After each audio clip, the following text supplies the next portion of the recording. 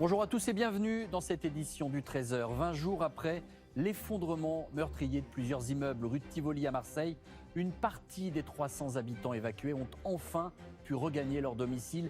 19 bâtiments du quartier ont été sécurisés, permettant à 138 personnes de rentrer à la maison. Perturbations en perspective en ce week-end du 1er mai. La grogne contre la réforme des retraites se poursuit. Des rassemblements ont débuté dès ce matin et devraient durer jusqu'à lundi, jour de la fête du travail.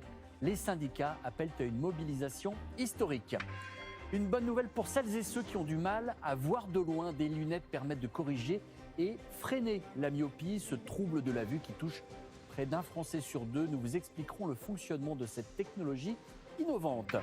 Comme chaque vendredi, le 13h vous emmène en week-end à la découverte de nos régions grâce à nos correspondants. Aujourd'hui, Caroline Arnold nous donne ses coups de cœur et Nicolas Fleurine nous fait visiter les gorges du Doubs. Enfin, quelques jours du couronnement de Charles III, les touristes se pressent en nombre en Grande-Bretagne. Comme à chaque événement royal, bien sûr, la ferveur est planétaire et vous allez voir que les Français ne sont pas en reste.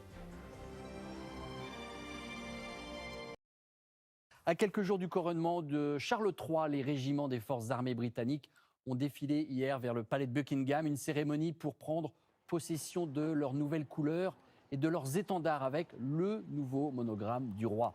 Alors votre 13h découverte, justement, on continue de vous faire vivre les coulisses des préparatifs du couronnement qui aura lieu le 6 mai prochain. Je vous le rappelle, vous connaissez la ferveur des Britanniques pour la couronne et donc pour cet événement. Les voisins français ne sont pas en reste puisque ce week-end de festivités leur attise leur appétit. Ambroise Boulès et Léna Soudre sont allés voir des Français justement motivés par ce couronnement à Lille. Regardez. Good afternoon. Good afternoon. Good afternoon. Ne vous fiez pas à l'accent impeccable. Nous sommes à Mons-en-Barœul, dans le Nord. Chaque vendredi, ces élèves de 6e sont en cours d'anglais, à l'heure du thé. So, today we're going to keep talking about the coronation of the king.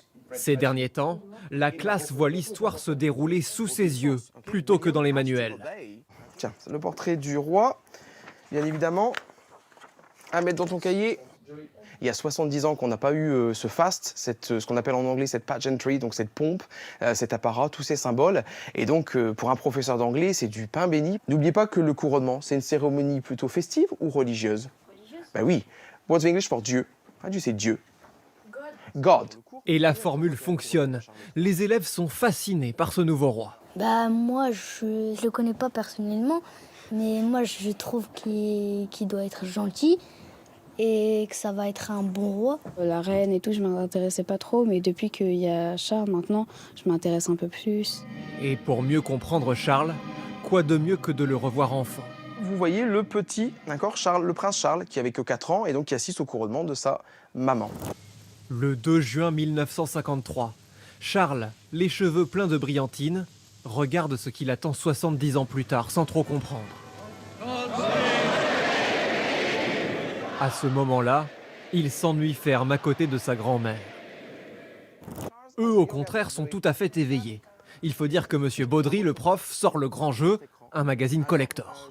On a la date du 2, d'accord, au 6 juin 1953. Par exemple, vous voyez, les journalistes ont réussi, en noir et blanc à l'époque, à avoir une photo d'Élisabeth II quand elle arrive à l'abbaye de Westminster.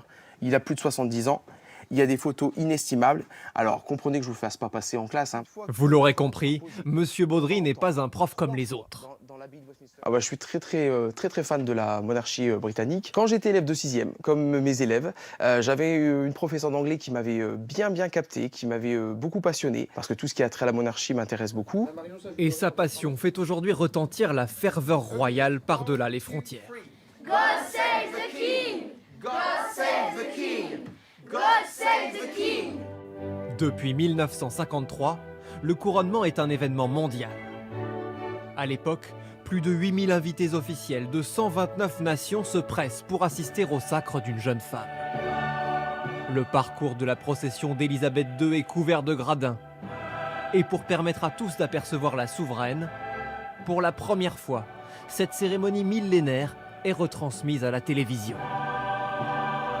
Même les Parisiens peuvent en profiter en plissant les yeux pour apercevoir ces drôles d'écrans cathodiques installés à l'extérieur. Le monde entier découvre alors le trône du roi Édouard, vieux de 700 ans.